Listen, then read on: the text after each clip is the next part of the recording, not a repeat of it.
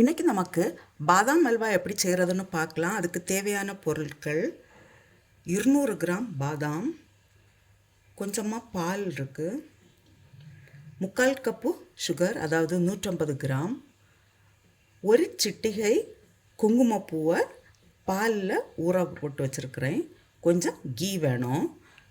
முதல்ல பாதாமை நமக்கு தண்ணியில் சுடு தண்ணியில் 1/2 ஹவரோ இல்லை மற்ற மாதிரி ஒரு 3-4 மணிக்கூர் தண்ணியில் ஊற போட்டு இதுக்கு தோலெல்லாம் எடுக்கணும். நான் ஏற்கனவே ஊற போட்டு வச்சுருக்கிறேன். ரொம்ப நேரம் ஊறியாச்சுன்னா இது நமக்கு தோலெல்லாம் ஈஸியாக எடுக்க வந்துடும். நம்ம கையில் வச்சு ப்ரெஸ் பண்ணால் போகிறோம், உடனே வந்துடும். இதே போல் இப்போ எல்லா தோலையும் எடுக்கலாம். தோலெல்லாம் எடுத்தாச்சு. இதை இப்போ நமக்கு மிக்சியில் அரைச்செடுக்கலாம்.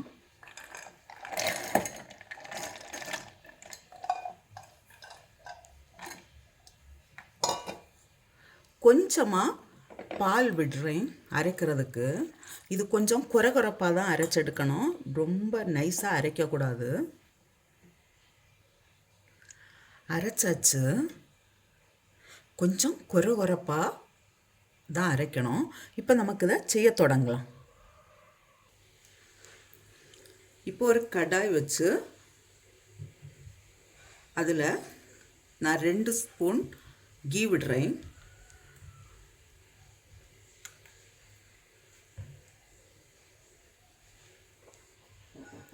நம்ம அரைச்சி வச்சிருக்கிற பாதாமையும் இதில் போடலாம்.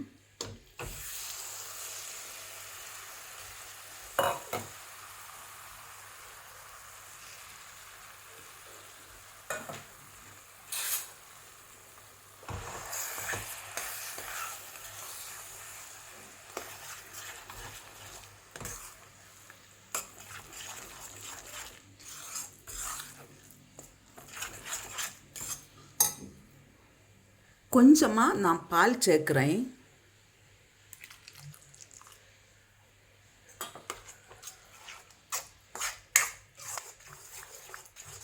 இது பாதாம் அடி பிடிக்கும், அதனால நம்ம இதை கிளறி கொடுத்துட்டே இருக்கணும். மீடியம் ஃப்ளேமில் வச்சு செய்துக்கோங்க.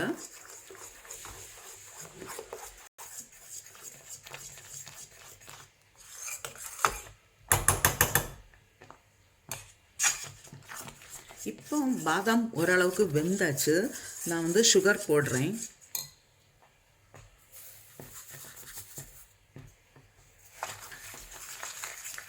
சுகர் போட்ட உடனே இது கொஞ்சம் லிக்விட் ஆகும்.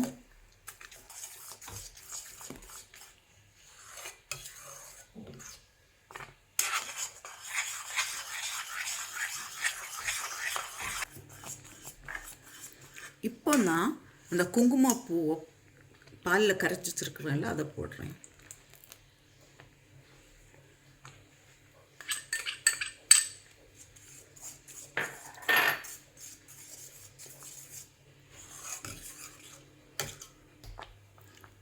இப்போ இதில் கொஞ்சம் கீ விடுறேன்.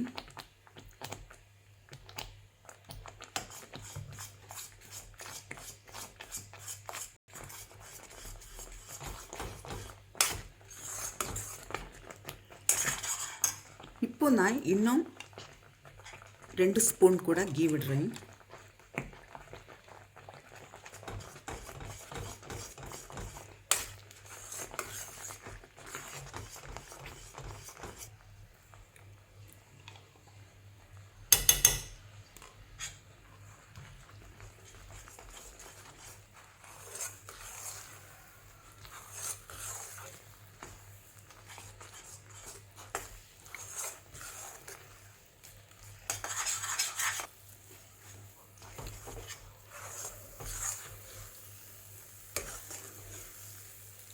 இது இப்போ ஏகதேசம் ரெடி ஆகியாச்சு.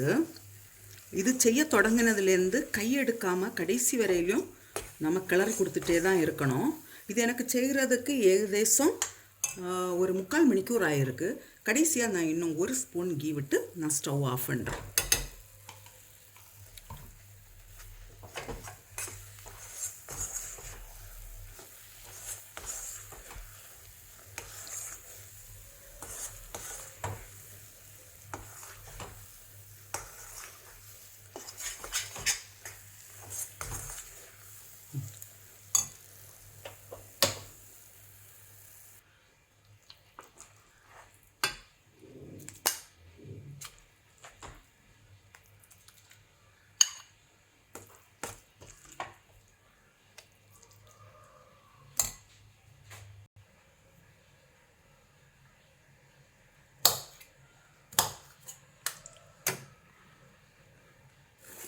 லாஸ்ட்டில் கொஞ்சமாக பாதாம் அப்படி எடுத்து டெக்கரேட் பண்ணலாம்.